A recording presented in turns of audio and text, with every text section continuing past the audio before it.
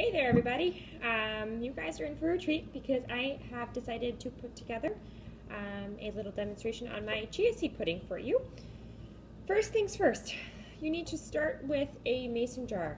It is, I find, the best tool in helping to shake up and create your chia seed. It just works well and it's easy and no mess. So I have just your typical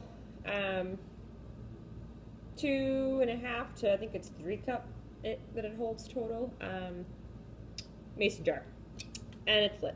So what I'm going to do first is I'm going to use coconut milk for this one. You can use almond milk, rice milk. I mean, if you do use dairy, you can use regular milk. I am dairy free. This is Trader Joe's. Their coconut milk. I know many of you are saying it's in a can. What are you doing?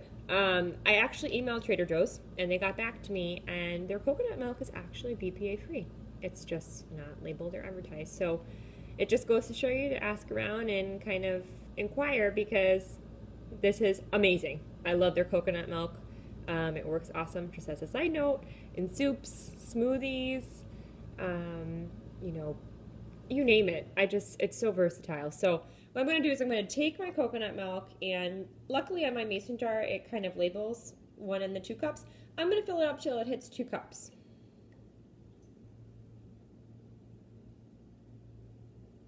Perfect.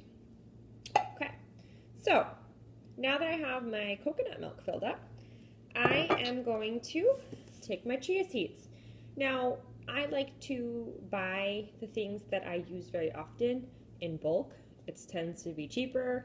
Costco, Sam's Club, wherever. I mean, most of those big names carry these nowadays. This huge thing of chia seeds was $12. I mean, you can't beat it. So, and they're organic. So I'm going to just open this up, and I have here a tablespoon. I am going to put in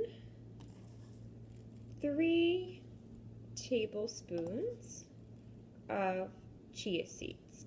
Now, I do put some add-ins in, which I'll show you in a second. So you can actually put in 4, and I may decide to throw in another tablespoon. It kind of depends on how it kind of shakes up and what kind of add-ins I decide to put in. So what I did was I covered my mason jar, and now I'm going to give it a good shake, just to kind of get those chia seeds moving around. Work those arms a little bit.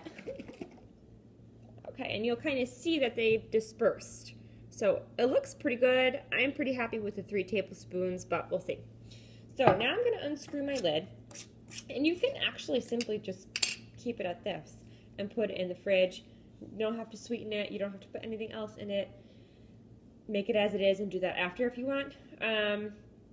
But I'm going to put in some add-ins, and we'll see if you guys like them. So first thing I'm going to do is I'm going to take a dash of alcohol-free vanilla for my candida friends. No alcohol, so it doesn't matter if it's a martini or vanilla extract. We want to eliminate the alcohol. It feeds the yeast. So a little drop of that. Now I have a little variation. I have in here, if you can see without me spilling it, it is a tablespoon of ground flaxseed. I like it for the fiber. I like it for the nutrient pack that it packs, and the omegas. So I'm going to go ahead and dump that in there as well. And it also helps thicken it even more. The next thing I have up is I have just about a 1/4 teaspoon of powdered stevia. Now, you can use honey, pure maple syrup. I tend to stay with the natural. So I have a nice, good quality organic stevia that I use. It's pure. Otherwise, you could throw in like a tablespoon of honey or pure maple syrup. I would keep it to a tablespoon. You'll see other recipes out there that say up to 2, but we want to keep our sugar down. And if you're on a candida diet, stick with the stevia. So I'm going to dump that in there as well. And then the other thing that's optional, and I've played around with it, I personally like it, is this organic, non-GMO, pure cacao powder. Pretty awesome superfood, high in fiber. and just offers a nice little taste of chocolate without the sugar. So what I have here is I have a full teaspoon. I'm only going to scoop out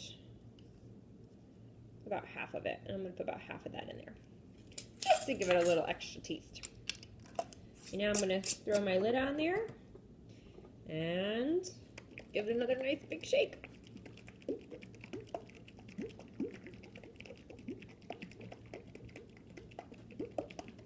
Make sure everything's incorporated.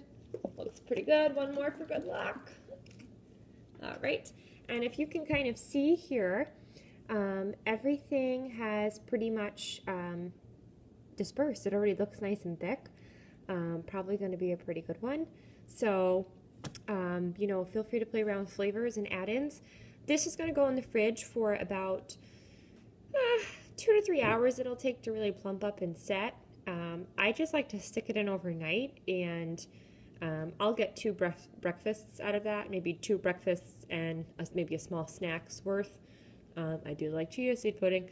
You can top it with some berries. Berries are a very low sugar option in terms of fruit.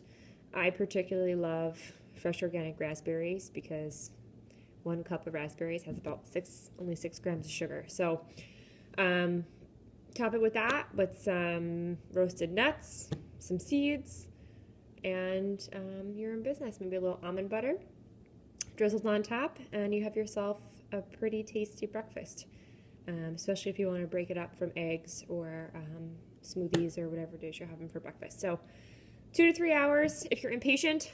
Otherwise, pop it in overnight, and you can cut the recipe in half and just kind of throw your berries in the morning and take it with you to work. Very easy, very convenient, and chia seeds pack healthy fats, good fiber, good protein, and as you may or may not know, they are a pretty solid superfood. So give it a shot, let me know what you think, and enjoy. We'll see you soon.